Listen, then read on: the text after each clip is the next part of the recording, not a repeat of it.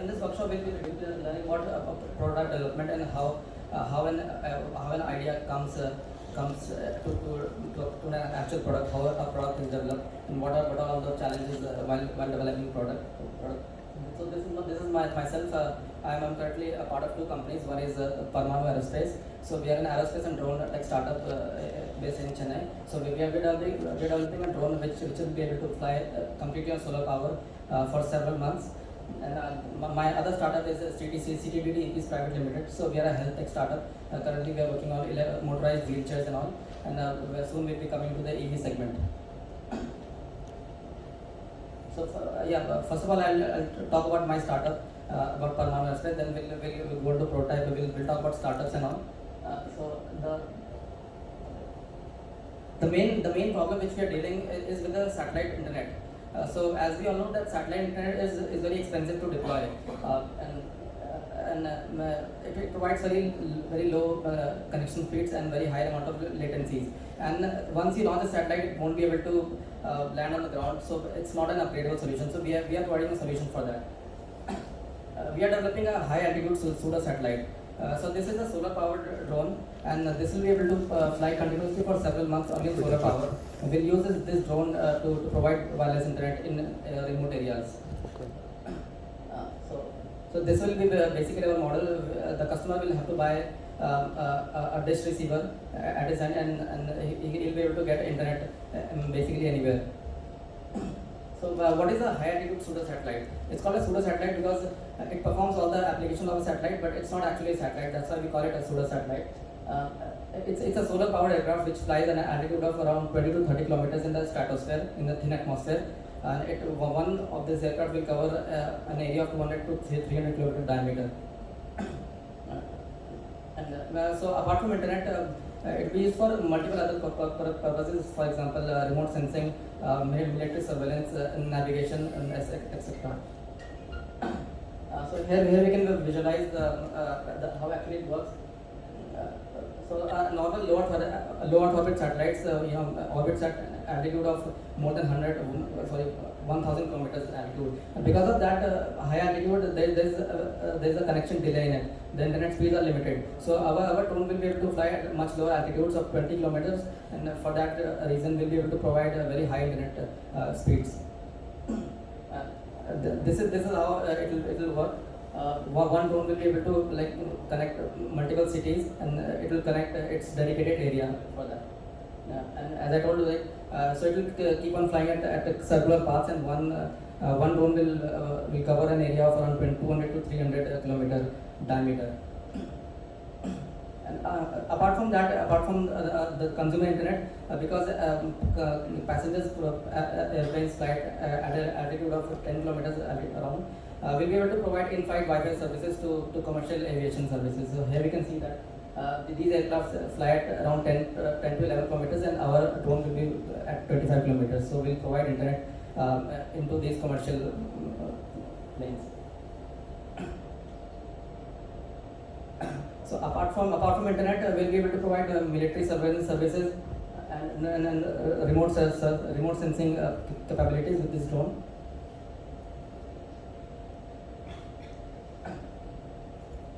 So our main business point comes down to the cost of. For any satellite, it costs millions of dollars to actually manufacture satellite, and then for launching it takes another millions of dollars. So we will be able to bring the cost very down, and that will be a very cost-effective way of bringing the cost of internet low, which is a very basic necessity nowadays. And our drone will be upgradable. So as we know that satellites can't come at the ground. So this drone will be able to land this drone on the ground, and we can perform maintenance upgrades and all, and then we can fly it again. So some other technologies also. As we are a drone tech startup, we are working on a delivery vehicle. This is a rover come drone. It will be able to fly on the ground. It will be able to move on the ground, and it will be able to fly both simultaneously while carrying out a payload of around 25 kilograms. Around 20 to 25 kilograms. So this is another product which we are working, and we also have unmanned aerial systems which we provide for military services and UAVs and all. So this is our another drone. So now we come to the prototype development.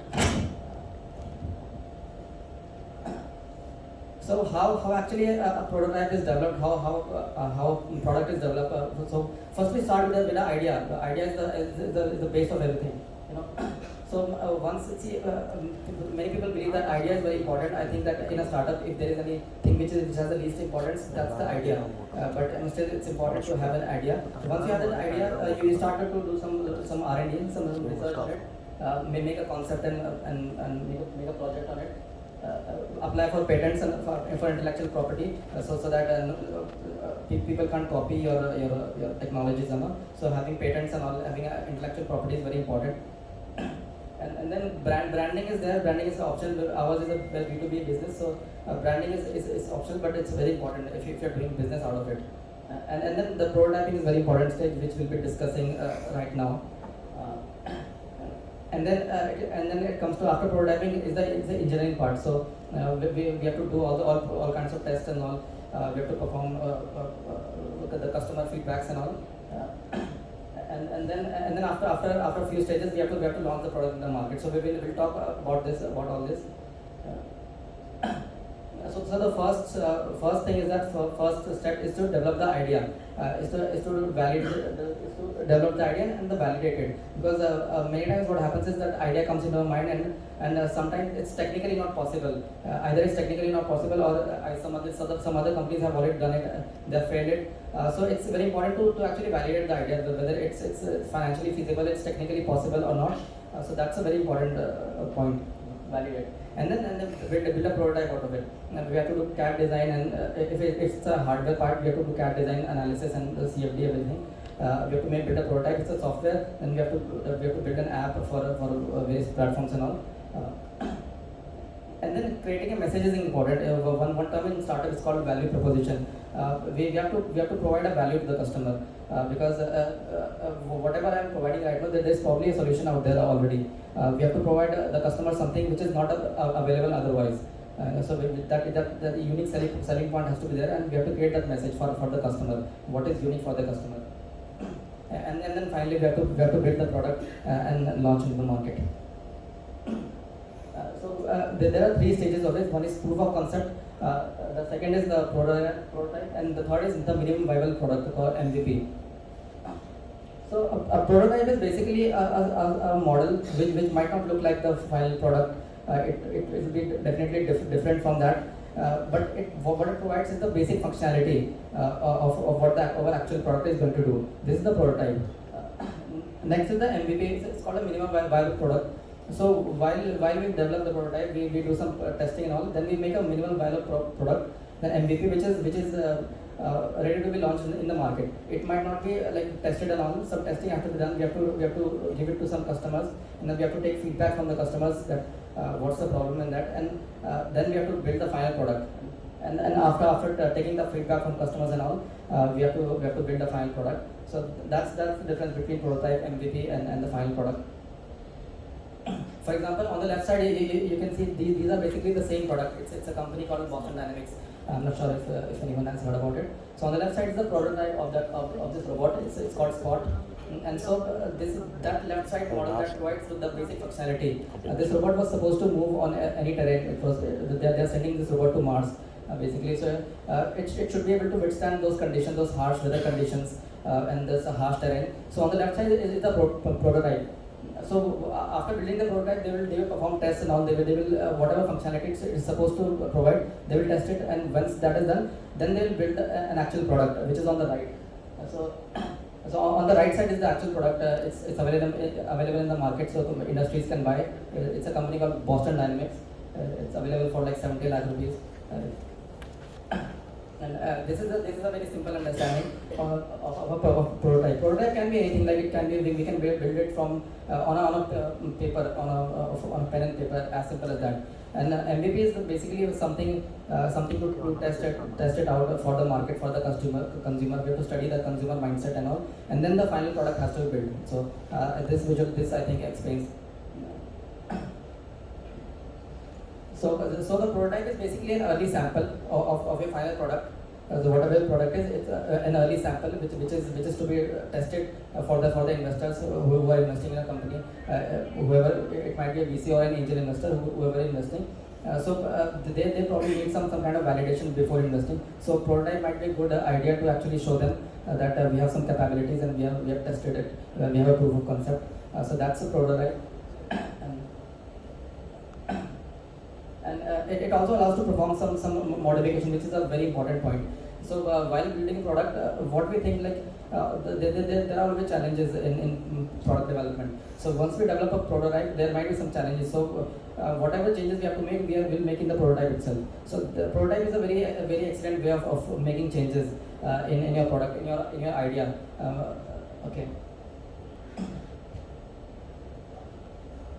So why prototype? Why even prototype? Like many people might argue that we can simply build an actual product and launch in the market. We'll discuss about it. Why prototype is important. We'll discuss some case studies, about some companies, and then so this is the life cycle of a prototype. So first the design is the very important thing. We have to design it, and then we have to build a prototype.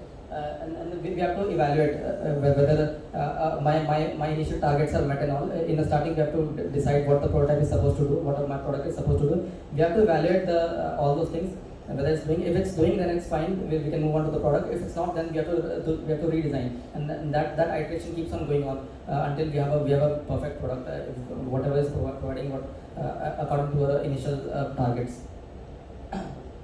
So these are the difference between a proof of concept, prototype, and an MVP. Okay, so as I already told, that proof of concept might be on the paper itself. For example, an engineering project, you can do all the calculations and all just to show that theoretically it's possible to make such a thing. Minimal MVP is something like. So prototype is something which you make a model out of it, out of low cost materials and all, just to test the prototype, just to test your technology whether it's working or not. And then MVP is something which you make for the customers, so which has to be ready to be launched in the market. That's an MVP. So prototypes are basically two types: high fidelity and low fidelity. High fidelity is like the materials used in the actual prototype. These are real materials, and low fidelity are low cost materials. So for example, I might be building a car. For example, I can build a car out of plastic. And that is an example of low fidelity prototyping. And if I'm building a car out of steel or any aluminum, for example, that is a high fidelity product, which is very near to the actual product.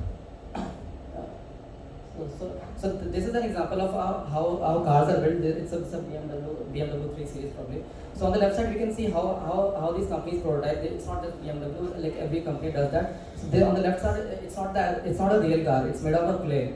So what these companies do is they take a big block of clay and then they put it under a CNC router, and that CNC router makes that car.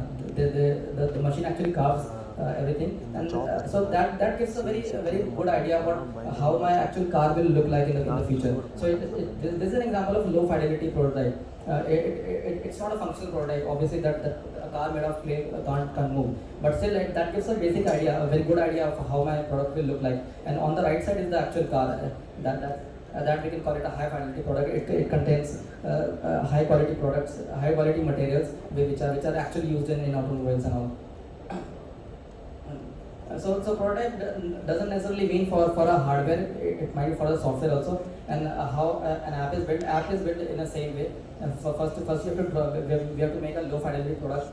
In the next. In the left side you can see that there is something.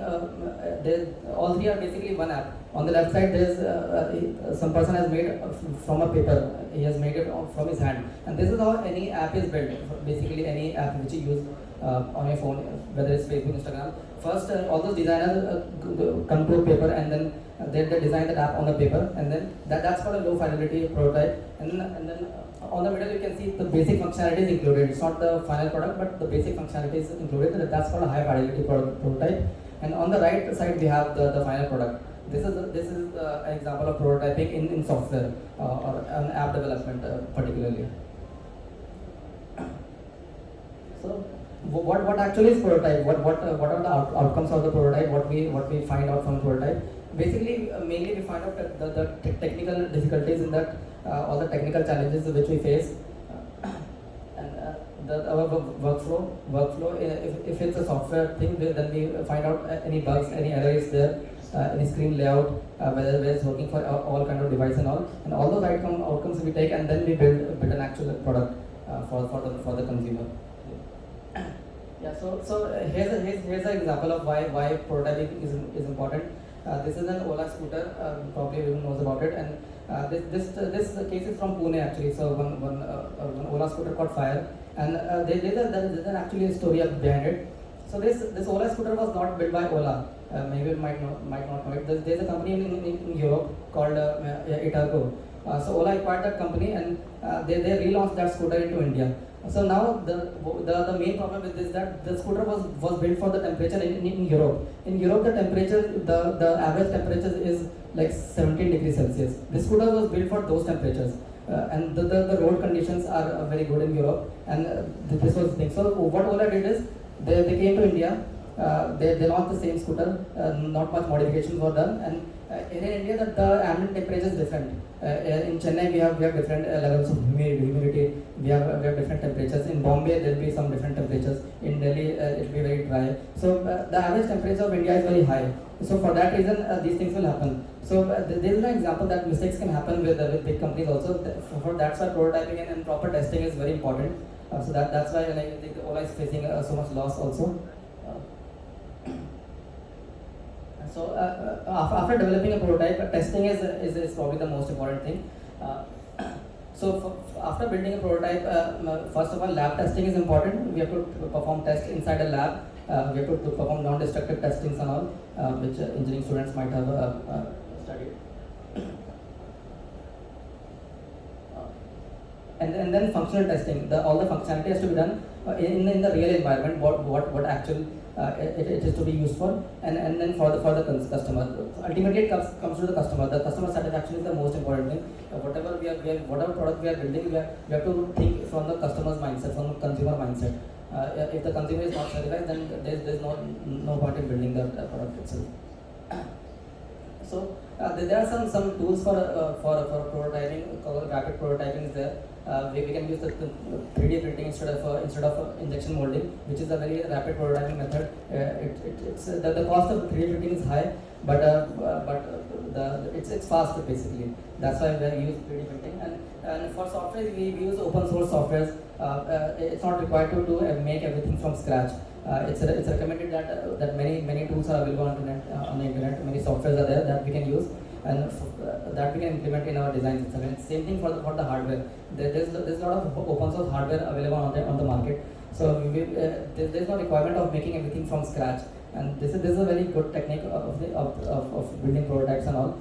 Even for an MVP, we use open source hardware and open source software. So here I'll give one example of the product of a prototype which I built in college. It's called an agriculture spray machine. So first thing is the design. We have to come up with an idea of we have to decide what our product is actually trying to do, and then we have to do some the design on the computer, and we have to perform analysis, CAD, simulation and all. So this is the simulation of the agriculture spray rover. And then finally we came with the final model. This is the final model. It's an agriculture spray machine. It's powered by solar power completely, and it is autonomous. So we actually made an Android application. So with that Android application, we were able to program the actual part of this, and it was moving autonomously. We have to fill the pesticide in it, and it would spray the pesticide in it. So this is the final model. And after making the final model, we have to perform tests on the real world environment. So here we took inside our college. We took some very rough terrain, and we tested the prototype, which is very important for testing that whether it will sustain all those conditions or not.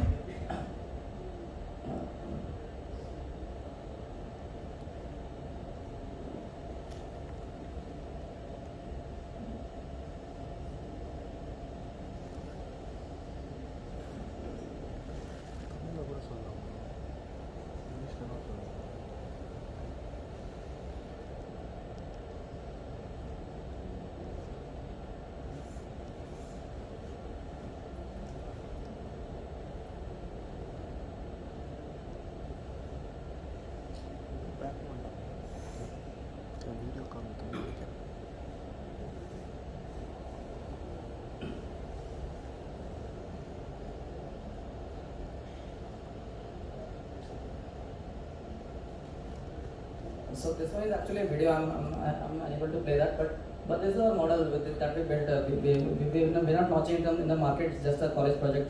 But what I'm trying to explain is how an actual idea comes into into an actual product. So all the testing have to be done on the computer first, and then in the real world we have to test it. This is also our prototype which we built. It's a general purpose drone. We built the design on it, and we performed testing and all, and then we were able to fly it. It failed sometimes. I mean, failure is a part of that, but we were able to do that. So this is all I have to say for now. If you have any questions, you can ask, and I'll be happy to answer this. Any questions from your side?